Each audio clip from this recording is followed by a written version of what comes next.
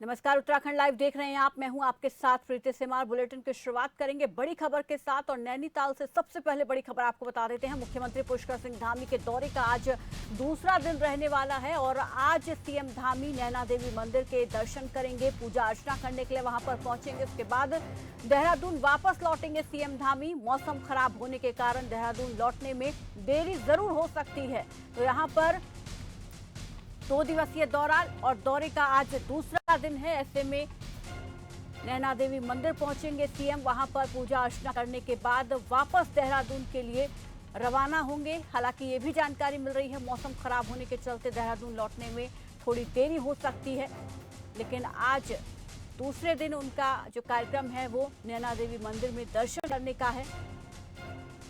तो नैना देवी मंदिर में जाकर पूजा अर्चना करेंगे, मत्था टेकेंगे और उसके बाद देहरादून वापस लौटेंगे। मौसम खराब होने के चलते इसमें देरी की संभावना जताई गई है, तो दर्शन के बाद देहरादून वापस लौटेंगे सीएम धामी। मौसम खराब होने के कारण देहरादून लौटने में देरी हो सकती है, तो बड़ी जानकारी आपको दे दे नैनीताल के 2 दिवसीय दौरे पर और आज उनके दौरे का दूसरा दिन है। दूसरे दिन के कार्यक्रमों की बात की जाए तो जो जानकारी मिल रही है वो ये कि नैना देवी मंदिर में वो पहुंचेंगे, पूजा अर्चना करेंगे, वहां पर दर्शन करेंगे और उसके बाद वापस देहरादून के लिए रवाना होंगे। मौसम अगर खराब रहता है तो ऐसे में थोड़ी देरी जरूर हो सकती है। वहीं बुधवार को मुख्यमंत्री पुष्कर सिंह धामी 2 दिवसीय नैनीताल के दौरे पर रहे और आज उनके दौरे का दूसरा दिन है। और पहले दिन की अगर बात करें तो सीएम के आगमन पर बीजेपी कार्यकर्ताओं ने बाइक रैली निकालकर उनका स्वागत किया। दौरे के पहले दिन मुख्यमंत्री ने नैनीताल, भीमताल और रामनगर, इसके अलावा लालकुआ विधानसभा क्षेत्रों में करीब 100 करोड़ से अधिक की योजनाओं का लोकार्पण और शिलान्यास किया। सीएम ने नैनी झील के चारों ओर विद्युत लाइनों को भूमिगत करने और इसके अलावा पाषाण देवी मंदिर के समीप हो रहे भूस्खलन को रोकने के लिए सुरक्षात्मक कार्य करवाने और कैंची धाम में पर्यटक सुविधाएं बढ़ाने की घोषणा की। तो वहीं सीएम धामी ने मल्लीताल स्थित जीबी पंथ पार्क पहुंचकर पंथ जी की मूर्ति पर माल्यार्पण किया और बेटी बचाओ बेटी पढ़ाओ को प्रोत्साहित करने के लिए कैलाश रेंज के पर्वतारोहण के अभियान का फ्लैग ऑफ किया।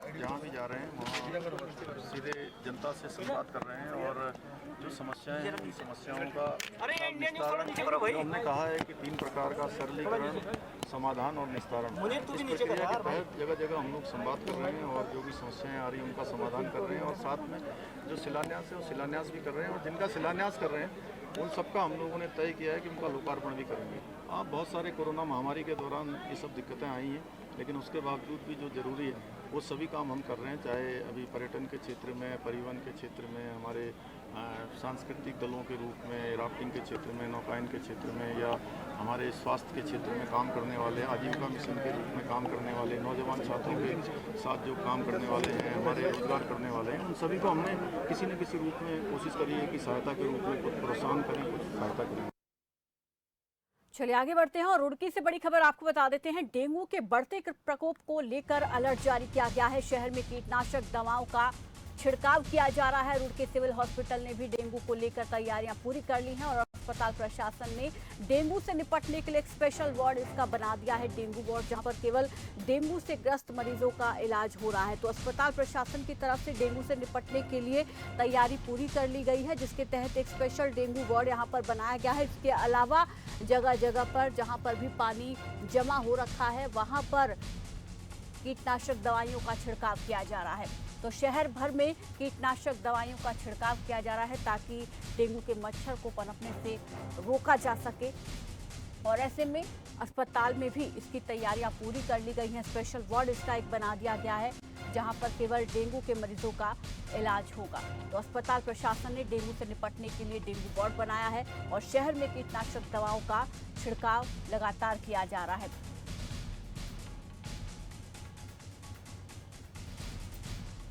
डेंगू के बढ़ रहे मामलों के बीच यहां पर प्रशासन की तरफ से अलर्ट जारी किया गया है। शहर भर में छिड़काव किया जा रहा है कीटनाशक दवाइयों का और वहीं सिविल अस्पताल में एक स्पेशल वार्ड इसका बनाया गया है। उत्तराखंड में संक्रमण बीमारियों को देखते हुए नगर निगम अलर्ट मोड पर आ गया है। डेंगू जैसी बीमारियों पर लगाम कसने की कवायद नगर निगम ने शुरू कर दी है। देहरादून नगर निगम और स्वास्थ्य विभाग की टीमों के द्वारा सभी इलाकों में सघन छिड़काव और फॉगिंग की जा रही है। इसी कड़ी में इंदिरा नगर में डेंगू प्रभावित इलाकों में भी फॉगिंग कराई गई।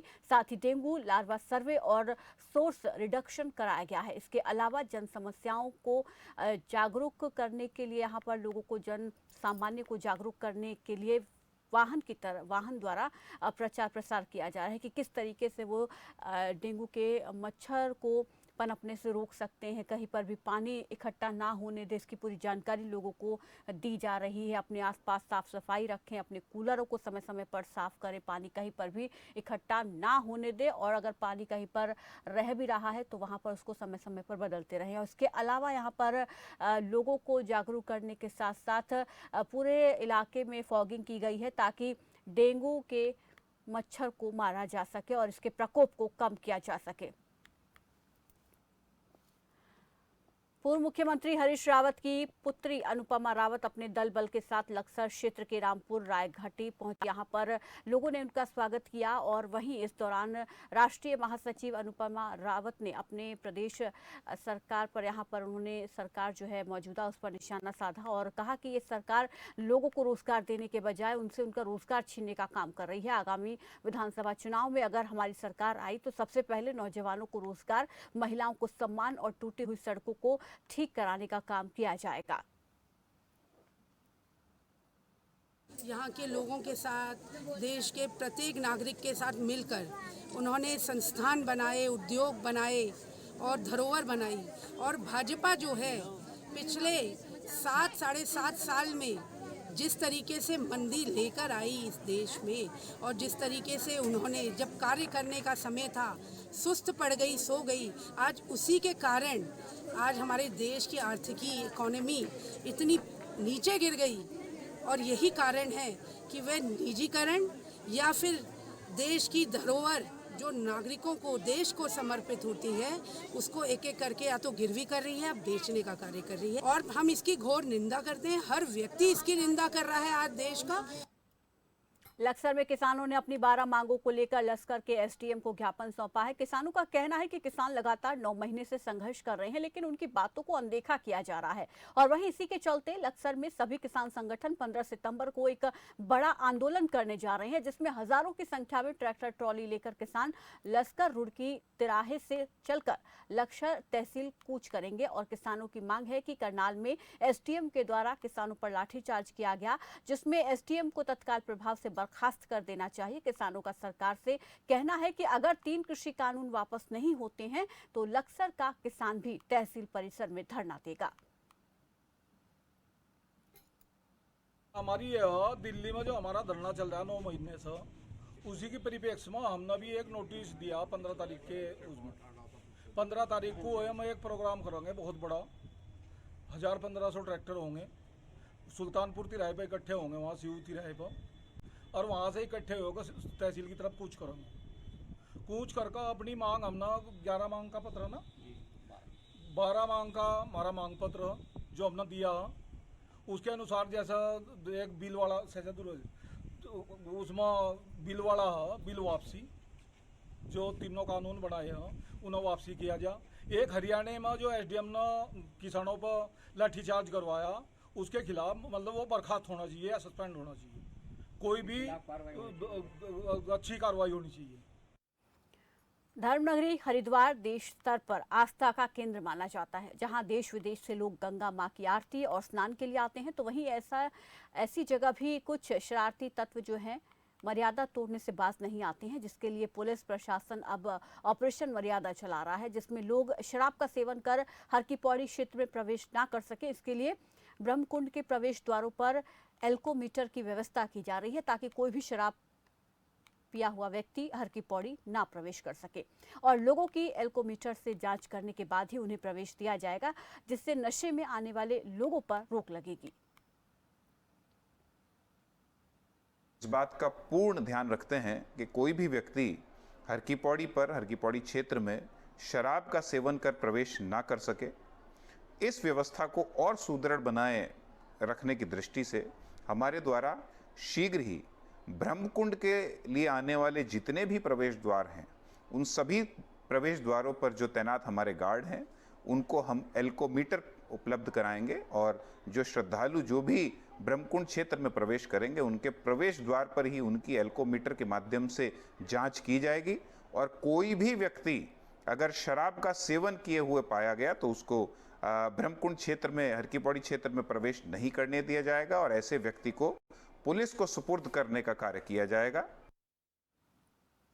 और चलिए इस बीच बड़ी खबर आपको बता देते हैं। उत्तराखंड से इस बीच एक बड़ी खबर सामने आ रही है। जानकारी दे दें आपको, उत्तराखंड में पौड़ी गढ़वाल के बैजरों में मौसम विभाग की तरफ से अलर्ट जारी किया गया है। वहां पर बारिश हो रही है, भारी बारिश से नदियों का जलस्तर बढ़ गया है। बड़ी जानकारी आपको दे दें, उत्तराखंड में मौसम विभाग की तरफ से अलर्ट जारी किया गया है। पौड़ी गढ़वाल के बैजरों में झमाझम बारिश हो रही है और मौसम विभाग ने येलो अलर्ट जारी किया है। भारी बारिश से नदियों का जलस्तर बढ़ गया है। नदी नाले इस वक्त उफान पर हैं और इसको लेकर प्रशासन की तरफ से लोगों से ये कहा जा रहा है, उसको सलाह दी जा रही है कि नदी नालों के पास ना जाएं और मौसम विभाग की तरफ से येलो अलर्ट जारी किया गया। तो लगातार प्रदेश में झमाझम बारिश का दौर जारी है। हालांकि यहाँ पर यह जरूर देखा जा रहा है कि कभी मानसून रफ्तार पकड़ता है तो कभी इसकी रफ्तार धीमी हो जाती है और लगातार हो रही बारिश की वजह से भूस्खलन की घटनाएं भी हम देख रहे हैं। उत्तराखंड में तस्वीरें हर दिन सामने आ रही हैं अलग अलग जगहों से और बड़ी जानकारी ये मिल रही है फिलहाल कि उत्तराखंड में मौसम विभाग की तरफ से येलो अलर्ट जारी किया गया है और पौड़ी गढ़वाल में झमाझम बारिश हो रही है। प्रशासन की तरफ से लोगों से अपील की गई है कि वो नदी नालों के पास ना जाएं।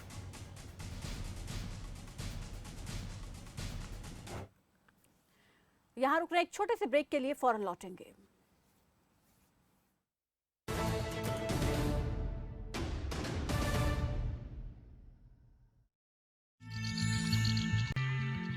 नमस्कार, सत श्री अकाल। शुगर एक आम कॉमन बीमारी हो चुकी है। मतलब हर दूसरे तीसरे इंसान को या हर घर में कह लो कि एक पेशेंट डायबिटीज़ का मिल ही जाता है। तो उसके लिए मैं आपको बताना चाहूँगा, बहुत सारी चीज़ें हैं जो लोग देते हैं, जो लोग लेते भी हैं, लेकिन एक आयुर्वेदिक औषधि है जिसे लेने से आपको मैं बता दूं कि शुगर चाहे कितनी भी बड़ी हुई हो, कितनी भी प्रॉब्लम हो, वो कंट्रोल में आ जाती है। 3 से 6 महीने तक वो दवाई हम देते हैं, शुगर को पूरी तरह कंट्रोल कर लेती है और शुगर के कारण पैदा होने वाली नपुंसकता, कमजोरी, वीकनेस, नज़र की कमजोरी, बालों का झड़ना, दांतों का कमज़ोर हो जाना और बहुत सारी प्रॉब्लम शुगर पैदा कर देती है। तो उन सारी चीज़ों से वो चीज़ बचाती है और वो औषधि है, उसका नाम है नो डाइब कैप्सूल। जो कैप्सूल सुबह शाम आपने लेना होता है। बाकी कोई भी जानकारी आपने डायबिटीज़ के लिए लेनी है, डायबिटीज़ से छुटकारा पाने के लिए लेनी है, तो वो हमारे नंबरों पे आप संपर्क करके कभी भी ले सकते हैं। आपके विधायक से सीधा सवाल, फरीदाबाद के विधायक नरेंद्र गुप्ता के साथ। देखिए विधायक का रिपोर्ट कार्ड आज शाम 4:55 पर सिर्फ खबर फास्ट पर। सोनीपत का पहला मल्टी स्पेशलिटी अस्पताल व NABH द्वारा प्रमाणित अब हरियाणा सरकार ESI सुपर स्पेशलिटी व सभी कैशलेस पैनल पर उपलब्ध, जिसमें उच्च स्तरीय डॉक्टरों की टीम के साथ अत्याधुनिक मशीनों से लैस ICU और मॉड्यूलर OT की सुविधा उपलब्ध है। कैंसर व अन्य लैप्रोस्कोपिक सर्जरी के साथ उत्तर मध्य भारत की पहली विश्व स्तरीय रूबीना मशीन उपलब्ध है। 24 घंटे आपातकालीन सुविधा, हर तरह के ट्रॉमा व न्यूरो सर्जरी। हमारा पता है 112/113 TP स्कीम 15 इजी डे के पीछे सेक्टर 14 सोनीपत। भारत विकास नहीं करता क्योंकि इनकम टैक्स सिर्फ 2% लोग भरते हैं और सब्सिडी लेने वाले 40% से भी ज्यादा लोग हैं। भुट्टे के चावल लेने हैं या इनकम टैक्स भरने वाली कैटेगरी में आना है। 50,000 रूपए महीने का टारगेट है तो ICS पे पढ़कर सरकारी नौकरी लग जाओ। और 5 लाख रुपए महीना कमाना है तो ICS की फ्रेंचाइजी ले लो। तुम पढ़ोगे तो देश आगे बढ़ेगा, तुम कमाओगे तो देश तरक्की करेगा। देखिए ICS रोजाना शाम 6:30 से 7 तक सिर्फ खबर फास्ट पर। मुल्तानी कोका कफ सिरप, तुलसी, वसा, यस्ती मधु, पिपली के गुणों से भरपूर, जो खांसी पर करे तुरंत असर, ताकि बदलते मौसम के साथ आप न बदलें। अरे भैया, तुम्हें कब से क्या? लोग ऐसी गंभीर समस्या को हंसी मजाक में उड़ाते हैं। खास जड़ी बूटियों से बना पेट सफा आयुर्वेदिक क्यों? आज ही ले आएं। पेट सफा पहली रात से ही असर दिखाता है और इसकी आदत भी नहीं पड़ती। पेट सफा हर रोग दफा।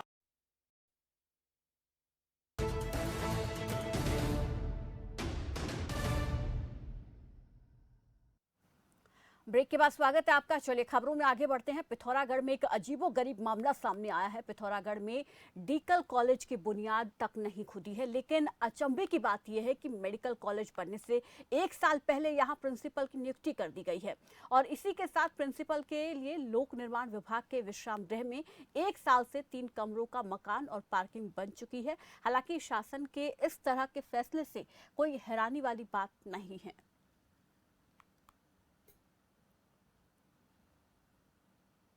देखिए, पिथौरागढ़ में कांग्रेस के कार्यकाल में जो पूर्व हमारे मुख्यमंत्री माननीय हरीश रावत जी और पूर्व विधायक मयूख सिंह मेहर जी द्वारा इस पिथौरागढ़ में मेडिकल कॉलेज की जो है नींव रखी गई थी, जो चंडाक में मुष्टमानू के नज़दीक में। लेकिन जैसे ही भाजपा की सरकार आई, डबल इंजन की सरकार, तब से उस मेडिकल कॉलेज का जो है काम होना तो दूर, उस क्षेत्र की तरफ कोई भी ध्यान नहीं दिया गया। लेकिन सोचनी बात यह है कि 1 साल से उस मेडिकल कॉलेज के प्रिंसिपल यहाँ के लोक निर्माण विभाग के जो है गेस्ट हाउस में कब्जा जमाए बैठे हैं और बच्चे न जाने कहाँ उसकी पढ़ाई कर रहे हैं। जो सीधे सीधे पता चलता है कि जो भाजपा की डबल इंजन की सरकार है, ये युवाओं के लिए और पढ़ने वाले बच्चों के उपेक्षा करने वाली सरकार है। हम इसका पुरजोर विरोध करते हैं।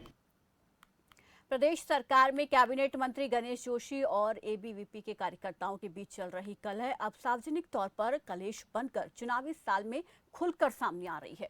बागेश्वर में एबीवीपी के कार्यकर्ताओं ने प्रदेश सरकार के में कैबिनेट मंत्री और मंसूरी से विधायक गणेश जोशी का विरोध प्रदर्शन करते हुए पुतला फूंका। एबीवीपी के कार्यकर्ताओं का कहना है कि मंसूरी विधायक गणेश जोशी के खिलाफ मोर्चा जारी रहेगा जब तक मंत्री जी माफी नहीं मांग लेते हैं।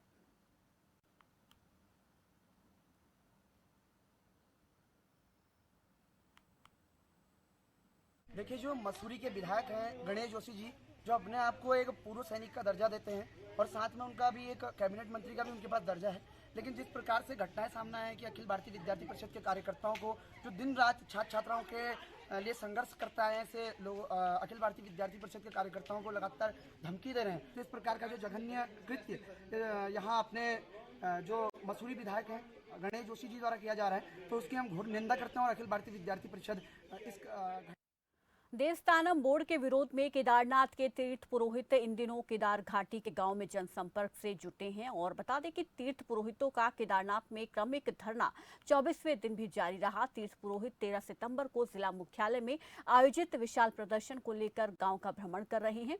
इस मौके पर अनशन स्थल से हेलीपैड तक जुलूस भी निकाला गया।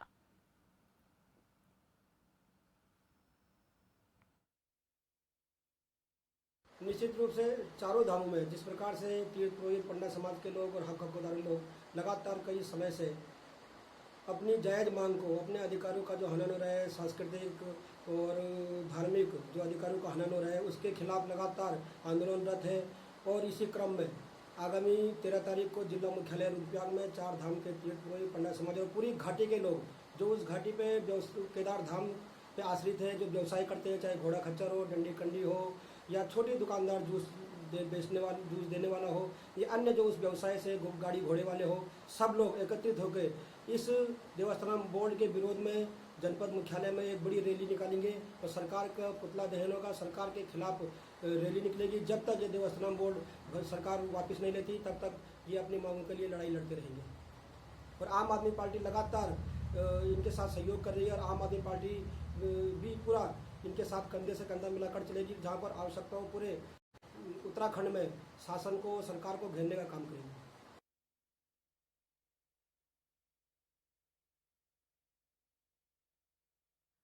चारधाम यात्रा शुरू न होने से नाराज व्यापारियों ने गढ़वाल मंडल विकास निगम कार्यालय के बाहर धरना दिया और इस दौरान उन्होंने सरकार के खिलाफ नारेबाजी की। व्यापारियों का आरोप है कि सरकार चारधाम यात्रा शुरू करने को लेकर कोर्ट में अपना पक्ष मजबूती से नहीं रख पा रही है, इसलिए कोर्ट से केवल तारीख पर तारीख मिल रही है। यात्रा शुरू न होने से चारधाम से जुड़े सभी छोटे बड़े कारोबारी भुखमरी की कगार पर आ चुके हैं। उन्होंने चेतावनी दी है कि अगर 1 हफ्ते में चारधाम यात्रा शुरू नहीं होती है तो वो उग्र प्रदर्शन करेंगे।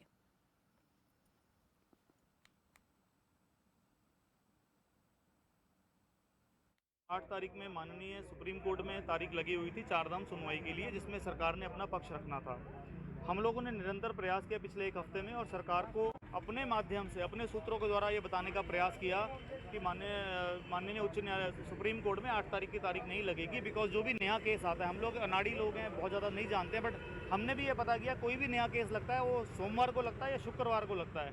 लेकिन सरकार आंख मूंदे बैठी है, जगाने के 1000 प्रयास करने के बाद भी वो जागने को तैयार नहीं है। बार बार बताने के बाद भी उन्होंने इस चीज़ का संज्ञान नहीं लिया कि 8 तारीख में सुप्रीम कोर्ट में इसकी सुनवाई नहीं होगी। तो कल ही रात हमने देखा कि वो डेट जो है वो चेंज होनी संभव ही था कि चेंज होगी, और डेट चेंज भी होगी। अगली तारीख का 15 तारीख लग गई है। तो क्या हम सिर्फ ये देखने के लिए हैं तारीख पे तारीख? आपको जगाने के बाद भी आप उस चीज़ को नहीं देख रहे हैं। हमने आपको बिल्कुल अवगत कराया था ऐसा तारीख नहीं लगेगी।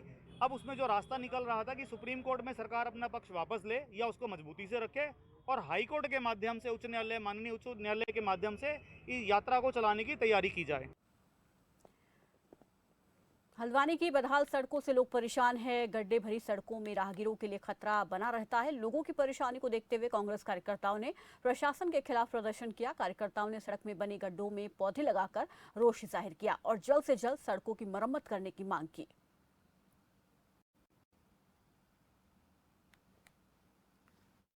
हल्द्वानी की सड़कों की हालत बस से ज्यादा बदतर हो गई है। आए दिन लोग चोटिल हो रहे हैं, लोगों के हाथ पैर टूट रहे हैं, लोग एक्सीडेंट में घायल हो रहे हैं।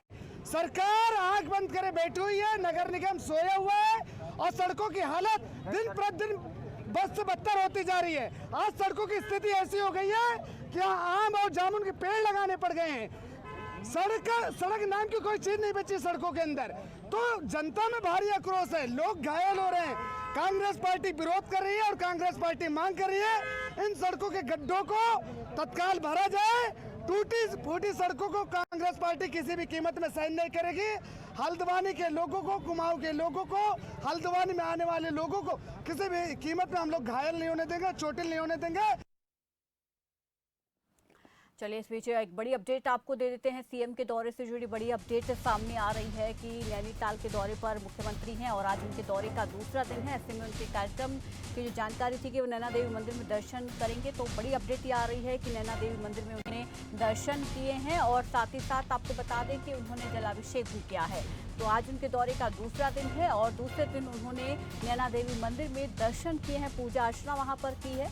की तस्वीरें भी आप देख सकते हैं। नैना देवी मंदिर पहुंचे मुख्यमंत्री और वहां पर उन्होंने पूजा अर्चना की, साथ ही शिवलिंग पर उन्होंने जलाभिषेक भी किया है। इसकी तस्वीरें भी आप टीवी स्क्रीन पर देख सकते हैं। तो आज नैनीताल के दौरे का दूसरा दिन है और जो प्रस्तावित कार्यक्रम उनका था कि वो नैना देवी मंदिर में जाकर पूजा अर्चना करेंगे, उसी से जुड़ी अपडेट ये सामने आ रही है। इसकी तस्वीरें आप देख सकते हैं कि नैना देवी मंदिर में जाकर सीएम ने पूजा अर्चना की है, जलाभिषेक किया है भगवान शिव का।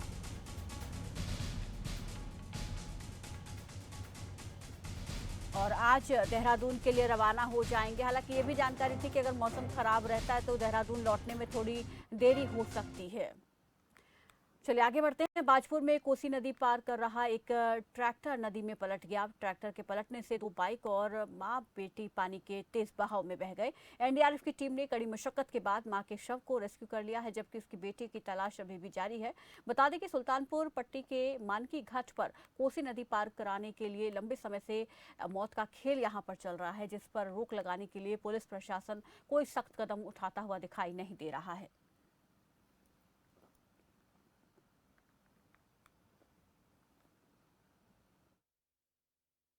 सूचना मिली थी सर, तो हम यहाँ पर तुरंत पहुँचे सर और हमने रात को यहाँ तकरीबन 11 साढ़े 11 बजे तक हमने यहाँ पर रेस्क्यू किया। तो कुछ अंधेरे का दिक्कत थी और कुछ थोड़ा पानी का बहाव था, तो हमने फिर आज सुबह जल्दी ऑपरेशन के लिए आए सर। तो हमने 5 बजे सुबह से किया है और स्टार्ट और हमने पूरे छानबीन किया। हमारे जवानों ने, रेस्क्यूअर्स ने, हमारे श्री कमांडेंट साहब के नेतृत्व में हमने ये काम किया है उनके गाइडलाइन पर। तो हमने एक टीम को, एक जो डेड बॉडी है जो महिला की, उसको रिकवर कर लिया है और जो दूसरी है एक बच्ची की, उसको सर हम जल्दी कर रहे हैं।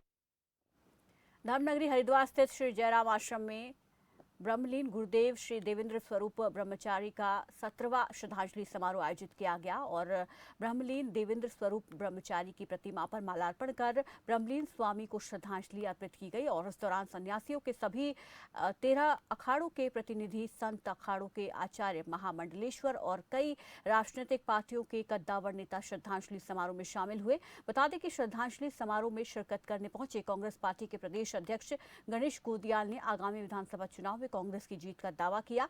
गणेश गोदियाल ने कहा कि आम आदमी पार्टी से आगामी विधानसभा चुनाव में कांग्रेस पर कोई फर्क नहीं पड़ने वाला है।